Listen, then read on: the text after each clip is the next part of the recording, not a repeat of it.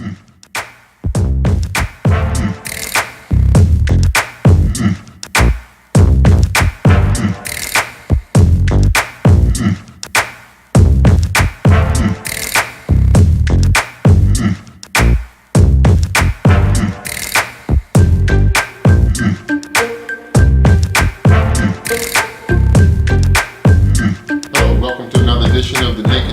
name is John Singletary. My name is Ramon. And we want to thank you for signing on to our channel and subscribing, as well as sharing it with other individuals. We hope that you will continue to do that, and we appreciate it. Today we're going to talk about who's selling votes. We know that many elections are going on across the country, and as a result, it's unfortunate, but many times people feel that when they have some influence over a group, large or small, what they would then do is take that influence and sell it to the highest bidder, rather than encouraging people to educate themselves continually and to find out what issues are on the table, see if the issues affect them, and then to make a conscious decision based on what is right for their community at large and then for them. We have a lot of people who will simply take that influence and go to the candidates and say, hey, listen, who's willing to pay the most money? I'll swing my votes your way. That's just dead wrong, and that's what we're seeing over the country. Well, yeah, it's actually absolutely dead wrong. What happens is that elections can be bought. Whoever raises the most money, doesn't have to be the better candidate. It can be just be able who has the most money to, especially in local elections. National elections, somewhat different, but you know, there's still a lot of money have to be played in a national election. But a local election, when you have pastors or people that are saying, hey, I will support you, but you got to pay me $25,000. $25,000 is a heck of a lot of money, especially in a local election, John. Sure. And look, like such as the your incumbent mayor may have, let's say, $100,000 to $200,000 for his campaign. Now that's not really, relative to a national election, that's not really a lot of money. Not even for a statewide election, that's not really a lot of money. But that's a lot of money for a candidate, you know, who is just starting. That's a lot of money.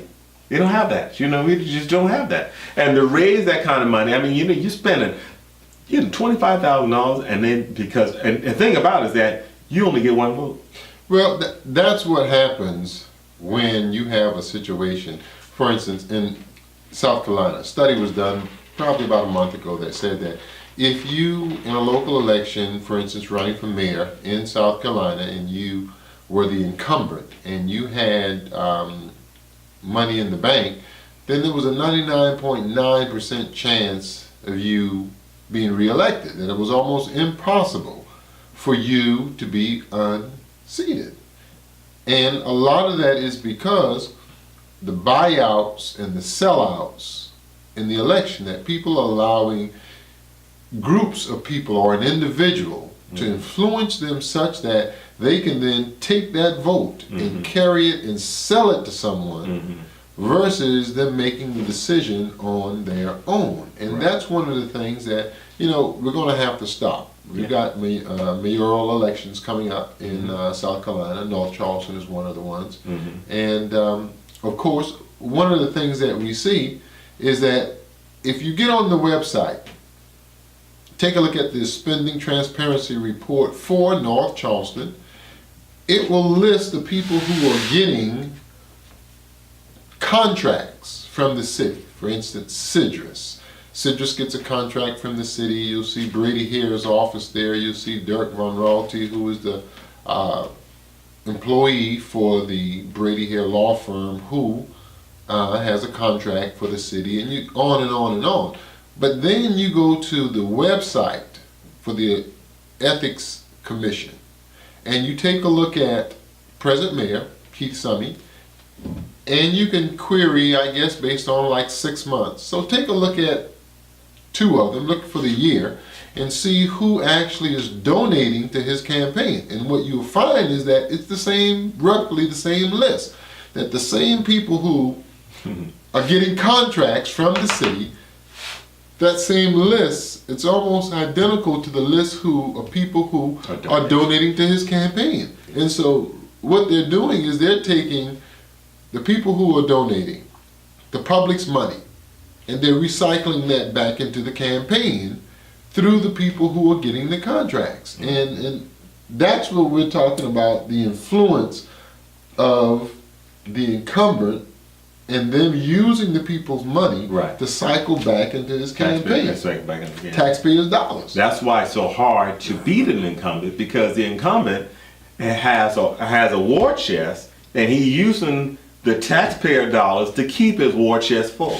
Yeah, and to influence those in terms of relationships for him to stay in office. But now, so a new candidate who is challenging the incumbent don't have unless you are Mitt Romney or you're Rockefeller, you don't have the money to pay somebody $25,000 to support you. Hey, I'll speak out, I will support you, or I'll endorse your candidacy. You don't have that money. So, but the mayor has been using, it's not out of his pocket that he's getting this, he's getting it from the contributors, from people who are getting the contract.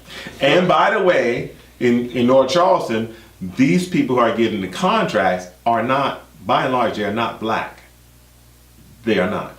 And many of them aren't living in North Charleston. Exactly.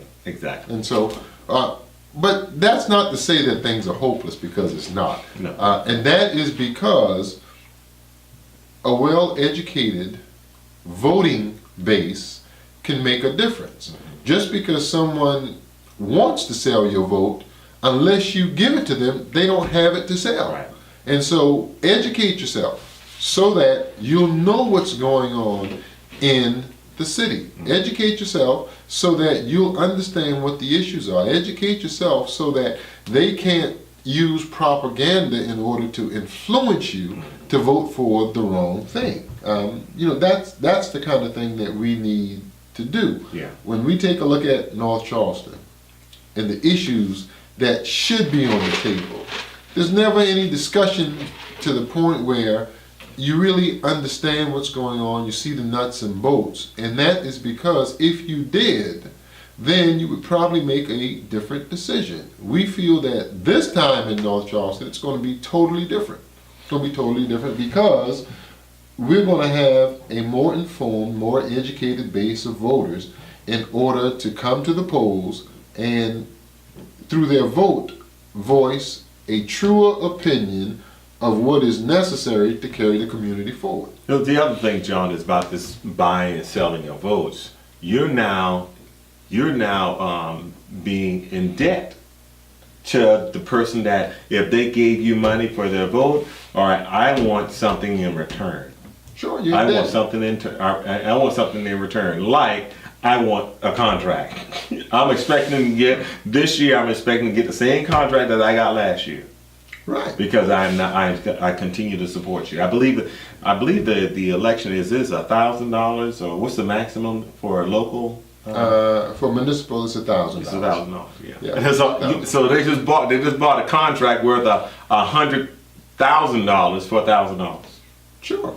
Or $1 million. And when we consider the city employs about 1,300 people, and then about the same many in terms of contracts, then what you have is, if just those people and the spouse voted for the mayor, that's 6,000 net. Right. And so outside of the ones that he directly influences, he has no voting base. 53,000 people registered to vote in North Charleston. Right. Roughly 30,000 are African American. Right. He's never had over 6,500 votes. So what that tells you is that there is an opportunity this year for African Americans in North Charleston to do something for themselves in their own best interests. Right.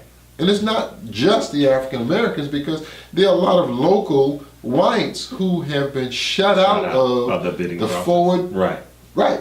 progress and prosperity in North Charleston. Right. They too need to take a look at an alternative versus the person who's in office now. Absolutely, absolutely. So here it is that Mayor Summey, as well as other mayors across the country, that they continue to remain in office because they are able to manipulate the voters by taking the money, paying for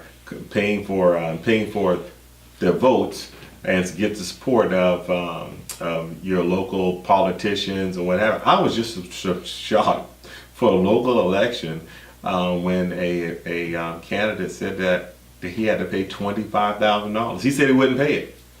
He wouldn't pay it. I couldn't believe it, Sean. I couldn't believe it. But you know what? When you get into politics, it can be dirty.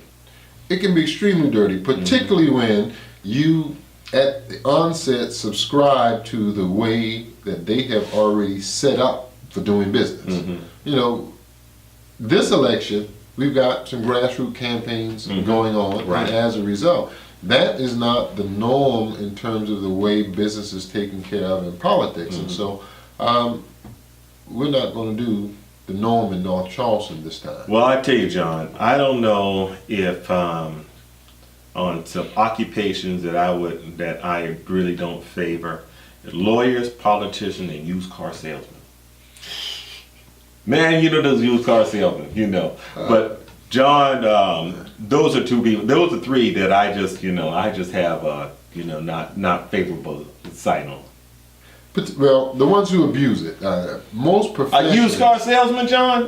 Have you ever bought a used car? Yes, I have. Most professions, when you have some people who are trying to do the right thing and others who aren't, just Right. like in the judicial system. It's Right. ours, we have to deal with it. But when you have some who are abusing it, it makes the reputation for the whole lot very bad. Yeah, it Very sure bad. does. It sure does.